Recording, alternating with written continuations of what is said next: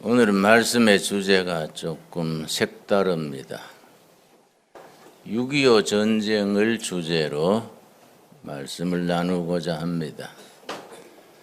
6.25 전쟁은 1950년 6월 25일 새벽 4시를 기해서 북한인민군, 그동안에 준비를 철저히 했는 12만 군대가 소련제 탱크를 앞세우고 남침을 함으로 시작됐습니다. 그러다가 3년 1개월 만에 1953년 7월 27일 12시를 기해서 휴전이 됐습니다. 아마 우리 역사에서 임진왜란 이래 가장 비참했던 전쟁입니다. 6.25 전쟁 때 상식적으로는 우리가 공산화될 수밖에 없는 그런 처지였습니다. 근데 6.25 전쟁의 그 구절 가만히 공부해 보면은 하나님께서 이 나라를 사랑하셔서 하나님이 간섭하셔서 공산화가 되지 아니하고 우리 자유민주주의, 시장경제, 우리 헌법을 지킬 수 있게 되었다. 그런 걸 절실히 느끼게 됩니다. 큰 줄거리로 생각할 때 6.25 전쟁에서 우리가 살아남을 있었던 기억 5가지를 크게 들 수 있습니다. 그런 기적들이 합쳐서 우리가 공산화를 막을 수 있었고, 만일에 그렇지 않고 공산화가 됐다면 지금 우리가 김정은 장군님하고 그 생각만 해도 끔찍하지요. 참 하나님께서 우리 역사에 필요할 때 그때 개입하시는 것을 믿게 됩니다. 첫째는 우리나라가 건국할 때부터 벌써 다릅니다. 1948년 8월 15일이 우리 건국일이지요. 북한은 한 달 늦게 1948년 9월 9일 조선인민민주주의공화국을 평양에서 시작했습니다. 그런데 이제 남한이든 북한이든 나라가 새로 시작하면 유엔의 인준을 받게 됩니다. 유엔 총회에서 이 나라는 신생 독립국가다 공식적으로 인정을 해주는 절차가 필요합니다. 그 해에 유엔 총회가 파리에서 열렸는데 1948년 11월부터 12월 15일까지 유엔 총회가 열려서 그 총회에서 남한도 북한도 국가 설립의 비준을 받게 됩니다. 그래서 이제 남한에서도 대표단을 파송하고 북한에서도 파송을 했습니다. 남한의 그 대표단 책임자가 장면 박사입니다. 그리고 모윤숙 여사 이런 또 위원들 여럿이 우리나라 대한민국 설립된 것이 유엔에 인준받으려고 이제 파리로 갔습니다. 비슷한 시기에 북한도 이제 인준받으러 왔는데 이상하게 북한 대표들은 파리 공항에서 입국이 거절됐습니다. 아마 입국할 수 있는 기본 조건 중에 결정적인 것이 빠졌던 것 같아요. 북한은 입국을 못하니까 북한 대표단은 그냥 돌아갔지요. 남한이 남아가지고 이제 유엔 총회에서 인정을 받아야 되는데 소련이 가만히 있겠습니까? 자기들 편인 북한은 대표단이 돌아가고 남한만 오니까 대한민국 인준을 이걸 안 되게 하려고 온갖 방법을 다 썼습니다. 특별히 유엔 총회 회의석상에서 그걸 제출을 합니다. 그 제안을 합니다. 신생 대한민국을 정식 정부로 인정합시다. 동의합니다. 제청합니다. 그래 이제 회의 통과가 되는데 부산 소련 대표가 비신스키라는 아주 노련한 외교관입니다. 비신스키가 소련 유엔 대표를 했는데 어찌든지 대한민국을 통과시키지 않아야 한다. 이런 생각을 하고서는 그 안이 상정되면은 일어서서 대한민국 코리아라는 나라는 이승만 독재자의 국가고 미국의 앞제비고 뭐 이렇게 장광설을 2시간쯤 떠들고 그 다음에 이제 발언을 또 누가 얻느냐 하면은 소련 위성국 헝가리 또 헝가리 1시간쯤 떠들면 또 체코 또 동독 그렇게 의사 진행 방해라 그럽니다. 이 통과가 안 되는 거. 그러다가 이제 5시 그날 딱 마치면 또 회해지고 이게 마지막 날까지 갔습니다. 내일이면 이제 12월 15일 유엔 총회가 끝나는 날인데 내일 5시까지 통과 안 되면은 이거 뭐 무효가 되는 거지요. 본국에서는 이승만 대통령과 장관들이 그 회의실에서 집에 안 가고 철야하면서 기도했습니다. 그리고 전국 교회가 합심 기도했습니다. 어떤 교회는 철야하고 새벽지단에 뭐 전국 교회가 국가 비준을 위해서 기도했습니다. 그런데 그 전날 밤에 장면 박사가 대표단을 다 모아놓고 우리 내일 비준 못 받으면 우리나라 국가 건국에 이 위기가 오니까 오늘 저녁에 교회에 가서 철야 기도를 합시다. 그러니까 뭐 대표단 중에 교인 아닌 사람들이 있지요. 어떤 사람들 나는 술이나 한잔 할래요. 하고 뭐 파리 와서 와인이나 한잔 마셔야지 뭐 이러 하는데 이제 모윤숙 여사 같은 분은 크리스찬이니까 몇 명이 따라서 철야 기도하러 갔습니다. 그래 밤에 늦게까지 기도했는데요. 마지막 날 1948년 12월 15일 역시 비신스키가 마이크 잡고 의사 방해하는 거예요. 근데 5시에 시간 딱 되면 유엔 총회가 종결입니다. 시간은 얼마 안 남았는데 그 사람이 마이크를 놓지 않으니까 이거 어떻게 사회자가 어떻게 못하는 겁니다. 그런데 기적이 일어난 겁니다. 비슨스키가 갑자기 목이 콱 막혀가지고 그 성대 골절이 와가지고 캑캑거리고 말이 안 나오는 거예요. 그래서 갑자기 응급차에 실려서 병원에 갔습니다. 근데 그 다음 타자는 뭐 비슨스키가 한 2시간 끌 줄 알고 밖에서 와인 마시고 놀았는데 갑자기 가버리니까 시간이 빈 거지요.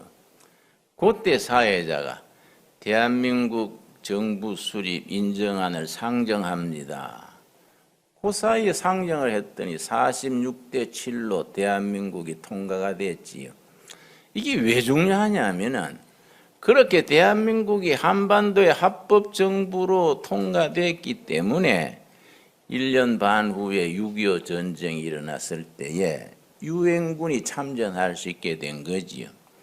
유엔이 인정한 공식적인 합법정부가 불법 집단한테 공격을 받았으니 우리 유엔이 막아야 한다. 그래서 유엔이 참전하게 됐습니다. 생각해보면 그 참 절묘하지요. 그 구절구절 어떻게 그런 역사가 일어났을까? 비신스키가 어떻게 고맙게 그때 목이 탁 막혔을까? 참 특이한 일이지요. 그런데 6.25 전쟁 터진 뒤에 유엔군이 참전하는 것을 결의해야 되는데 유엔 그 안전보장이사회 회원국이 15나라입니다. 그 중에 5나라가 상임이사국입니다. 미국, 소련 뭐 이런 15나라가 5나라 중에 한 나라도 반대하면 통과가 안 되는 겁니다. 소련이 당연히 반대하지요. 그 유엔군이 한국전에 인민군 막는데 참전한다. 소련이 통과를 하겠습니까? 당연히 안 될 줄 아는데도 회의를 소집했습니다. 그런데 이상하게 소련 대표가 결석을 했어요. 지금까지 거기 미스테리입니다. 소련 대표가 왜 그날 결석했을까? 응? 그 나중 스탈린이 그렇게 후회했어요. 그때 참석했어야 되는데. 그 여러 가지 이론이 있습니다. 그 소련 대표가 설사가 나서 못 왔다. 뭐 그 말로부터 뭘 비행기를 타가지고 비행기 안에서 뭐 시간이 지체돼 그렇다. 여러 가지 이론이 있습니다. 난 하나님께서 역사하신 줄로 믿습니다. 거기 뭐 소련 대표가 결석할 자리가 아니거든요. 거기는. 거기 어떻게 소련 대표가 결석을 해서 나머지 네 나라가 통과시켜서 유엔군 16개국이 미군을 중심으로 참전했지요. 그래서 6.25를 우리가 공산화를 막아낸 겁니다. 여러분, 우리 세 번째 기적이 뭐냐면은 6.25 전쟁 나기 2년 전에 여러분 여수 14연대 반란 사건이라고 기억하시지요? 보통 우리가 여수 순천 반란 사건 그러는데 그건 잘못된 용어입니다. 여수 순천 반란 사건 그러면 여수 순천 시민들이 반란한 것처럼 오해되기가 쉽지요. 그런 게 아니고 여수에 주둔하던 14연대 군인들 중에 공산군 세포들이 있어가지고 이 사람들이 반란을 일으킨 거지요. 1948년 9월 17일입니다. 그 사람들이 왜 반란을 일으켰냐면은 그해 4월 3일, 1948년 4월 3일 제주 폭동 사건이 일어났습니다. 제주도에서 뭐 야단 났지요. 예. 거기에 이제 여수에 14연대가 가서 진압시켜라. 그러니까 이제 배를 타고 제주도로 출발하려는데 그 14연대 안에 있는 공산 세포들이 그럴 수 없다. 우리가 가서 그걸 진압할 수 있느냐. 총뿌리를 뒤로 돌려가지고 하급 장교들, 상사, 뭐 소위, 중위, 하급 장교들 이런 사람들이 반란을 일으켜서 그게 유명한 여수 14연대 반란 사건이지요. 그걸로 이제 진압하고 끝났는데 그게 왜 기적적으로 문제가 됐냐면은 그 사건을 기회로 우리 이승만 대통령 정부가 군대 안에 좌파가 너무 많구나. 군대 안에 공산당 세포가 너무 많구나. 그래서 전국 군대를 전부 검사를 했습니다. 군대 안에 좌익 세력이 누구냐? 군대 안에 또아리 틀고 있는 좌파들이 누구냐? 만일에 전쟁이 일어나면은 이자들이 군대를 뒤집을 수 있다. 그걸 숙군 그래, 숙군. 그래서 많은 그 군대 안에 들어있는 좌익들을 숙군을 했습니다. 그때 억울하게 죽은 사람들도 있습니다. 어떤 장교는 공산 세포로 오해를 받아가지고 총살하는 자리에서 총살 당하는데 대한민국 만세 부르고 죽은 사람도 있습니다. 그때 유명한 사람이 누구겠습니까? 나중에 대통령 된 사람. 박정희 그때 장교가 군대 안에 있는 공산당 조직의 조직책이 있습니다. 조직책. 어떤 조직이든지 가장 중요한 부서가 셋입니다. 조직책, 홍보책, 자금책. 그리고 군대 안에 있는 모든 공산당 그 세포의 조직 책임자가 박정희인데 그때 체포가 됐지요. 근데 사람이 아까우니까 주위에서 구원해가지고 그래 개죽음 당하느니 전향해서 공산당 버리고 이렇게 자유민주주의로 들어오세요. 그 덕택에 그 사람이 그렇게 한 덕택에 조직책이니까 명단을 다 갖고 있지 않습니까? 조직책이. 공산당 군대 안에 누가 어느 부대에 누가 있다. 그걸 제치해서 숙군이 잘 됐지요. 참 기적 같은 얘기지요. 그 박정희가 나중에 이제 오히려 군사 혁명을 일으켜서 나라에 큰 기여를 했으니까 이런 게 참 우리나라가 그때에 숙군이 안 됐으면 6.25 전쟁 때 우리 당했다는 거예요. 군대 안에서 총뿌리를 뭐 여수 14연대 반란 사건처럼 뒤로 돌리면 뭐 당할 재주가 있겠습니까? 그러니까 6.25 나기 2년 전에 일어났던 여수 14연대 반란 사건이 이거는 독약이 보약이 된 거지요. 이런 게 참 역사를 공부하면 기적적인 사건이지요. 근데 네 번째 기적이 뭐냐면 여러분, 그 우리 인민군이 1950년 6월 25일 새벽 4시를 기해서 물 밀듯이 밀려왔지요. 우리 남한 쪽에서는 준비가 안 된 거지요. 뭐 탱크 앞세우고 오니까 뭐 소총과 탱크가 되겠습니까? 3일 만에 서울을 점령했습니다. 근데 그때 기적이 일어난 거지요. 지금도 그 이유를 모릅니다. 왜냐? 이민군들이 서울을 점령하고 막바로 한강 건너서 부산까지 내려갔으면 뭐 유엔군이 올 여가도 없고 뭐 미군이 올 시간도 안 되는데 뭔 일인지 서울에서 3일간 놀았어요. 축제 벌리고 뭐 서울 점령했다고 뭐 캐지나 친친이 하고 뭐 3일간 인민군이 서울에서 시간을 보내는 통에 국군들이 전열을 정비한 거지요. 그래서 낙동강 방어진을 만들고 전부 그때 막 도망오는 구인들 모아가지고 편대 새로 짜고 거기 황금의 3일, 황금의 3일. 그 기간 동안에 유엔이 참전 결의하고 미군이 상륙하고 일본에 있던 메가더 부대가 오고 그 3일이 너무나 소중한 거예요. 지금도 그 논란이 많습니다. 왜 3일을 허송세월했을까? 한강 건너 막바로 내려갔으면 그건 뭐 우리는 공산화된 거지요. 나는 그걸 하나님의 은혜로 생각합니다. 예. 어떻게 그런 일이 있을까? 여러분. 5번째는 인천 상륙작전이지요.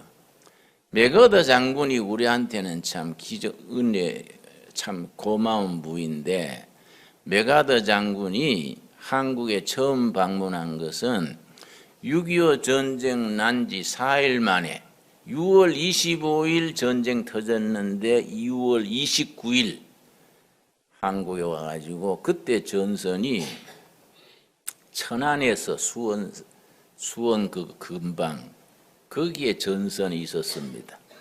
전선 제1선을 시찰하면서 아주 초라한 쫄병이 구식총 들고 진지를 지키는 걸 보고 맥어더 장군이 물었습니다. 귀가는 어느 때까지 그 자리를 지키려는가? 맥어더 장군이 사병한테 물었어요. 그 사병이 뭐라고 대답한 거 아니? 예, 후퇴 명령이 있을 때까지는 죽음을 가하고 지키겠습니다. 그러니까 맥어더 장군이 물었습니다. 내가 그대를 뭘 도와주면 좋겠는가? 영어로 What can I do for you? 통역을 했겠지요. 그 군인이요, 싸울 무기를 주십시오. 이 총 가지고는 탱크를 못 막겠습니다. 싸울 무기를 주십시오. 그러니까 맥어더 장군이 이렇게 선한 국민이 당하도록 우리가 그냥 둘 수 없다. 내가 즉각 가서 미군들 데려와서 돕겠다. 그때 인천 상륙작전을 구상했다는 겁니다. 인천 상륙작전이 그해 9월 15일이지요. 인천 상륙작전이 그게 아주 참 대박을 쳤는데 다 반대했어요. 인천이라는 데가 조수, 간만, 밀물, 설물 이 차이가 군대가 상륙할 수 있는 시간은 2시간밖에 안 되는 거예요. 그 수많은 군대가 그 2시간 만에 어떻게 상륙을 합니까? 그러니까 미국의 본부에서도 참모들도 한 사람도 찬성하는 사람이 없었습니다. 너무 위험하다. 인천이라는 데는 상륙작전 할 때가 아니다. 그러니까 맥어더 장군이 뭐라 그랬냐? 역시 천재는 달라요. 그러니 되는 거다. 우리만 그래 생각하겠냐? 적군도 그렇게 생각할 거 아니냐? 그러니까 이게 되는 거야. 이 안 되는 자리니까 방비가 없을 기다. 거기에 우리가 상륙하면 승리할 수 있다. 그래서 거기를 가서 준비해서 1950년 9월 15일 6.25 전쟁 난 지 석 달 조금 덜 되지요. 인천 상륙작전에 성공해가지고 거기요. 성공 비율이 군사학적으로는 5,000분의 1이라 그래요. 5,000분의 1에 성공을 한 겁니다. 인천 상륙작전이. 요한계시록 13장 보면요. 적그리스도의 3요소가 나옵니다. 요한계시록 13장. 나중에 읽어보십시오. 적그리스도의 3요소가 나오는데 북한이 딱 그대로 뭐예요? 하나님을 조롱하고 하나님을 비방한다. 첫째입니다. 둘째, 하나님 믿는 사람을 핍박한다. 수용소에 넣고 사형도 시키고 핍박한다. 자기들이 하나님의 자리에 앉는다. 이게 요한계시록 13장에 나오는 적그리스도의 3요소입니다. 나는 북한을 여러 번 다녀왔지요. 여러 번 다녀왔는데 보면요. 아주 그대로요. 그대로 여러분. 안 가본 사람은 상상을 못합니다. 그래서 나는 북한을 뭐 좋게 말하는 사람들 들으면요. 한번 가봐. 가서 알만하면 내 차비 보태줄 텐게 그거 사러. 이사비도 내 보조해 줄게 사러. 그럼 또 안 산다 그래요. 뭐 그렇게 하겠습니까? 왜 안 하냐? 그 좋은 데 가지. 여러분 오늘 본문 말씀 시편 33편 10절에서 12절 참 귀한 말씀입니다. 나는 이런 말씀 읽으면요 참 가슴이 뿌듯하고 좋아요. 33편 10절 여호와께서 나라들의 계획을 폐하시며 민족들의 사상을 무효하게 하시도다. 민족의 사상, 주체 사상, 사회주의, 공산주의, 파시즘, 인간의 이데올로기, 이념, 인간이 만든 모든 사상을 하나님이 휴지가 되게 해버린다. 여러분 제가 북한에 농장을 했었죠. 나는 북한 굶는 사람이 돕고 싶어서 일을 많이 했습니다. 지금 또 뭐 고아들 2,500명 돕고 있지요. 그런데 낮은 선봉에 농장을 했지요. 3년 만에 우리 농장이 소출이요. 감자 농장을 했는데 다른 농장보다 소출이 5배예요. 왜냐? 퇴비 넣어가지고 잘 가꾸니까. 내가 감자 캘 때 갔는데요. 집단 농장 식구들하고 감자를 쭉 한 골씩 맡아서 캐는데 감자 캐는 사람들이요. 와, 15개, 16수다. 자기들은 뭐 3개, 4개 이거 그 병 걸린 감자 곰보병 있지요. 그 걸린 그 자주 감자입니다. 그런데 우리는 뭐 신품종에 막 열리니까 15개, 16수다. 8개, 16수다. 뭐 그러는데 내가 옆에 있는 아줌마 보고 아주머니 감자가 많이 열려 좋지요. 그랬더니 나를 안 보고 뒤에 있는 정치보위원회 담당이 있습니다. 그 사람을 돌아봐요. 그리고 아무 말도 안 해요. 내가 가만히 있었는데 조금 있다가 그 사람이 화장실에 갔는가 자리를 비우니까 날 보고 그래요. 남조선에는 거지가 많다디요? 그래서 내가 아줌마 부자가 많지요. 왜 거지가 많아요? 잘못 들었습니다. 그랬더니 미제국주의한테 얻어먹는다면서요. 그래서 아이고 아줌마 미제국주의가 얼마나 욕심이 많은데 주나요? 우리가 테레비 팔고 자동차 팔았어요. 사오는 기라요. 그랬더니 남조선에서 자동차도 만드나요? 그럼요. 1년에 300만 대나 해외 수출하는데요. 그랬더니 아이 듣던 거하고는 다른 갭이요. 그래서 다르지요. 나도 남조선서 들을 때는 북조선 다 굶어 죽었다고 들었는데 아줌마도 살아있잖아요. 그랬더니 아이고 자주 오시라요. 오라버니 두 번, 3번 가니까 오라버니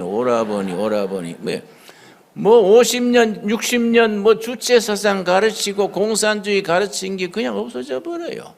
11절 뭡니까? 여호와의 계획은 영원히 서고 그의 생각은 대대이리로다.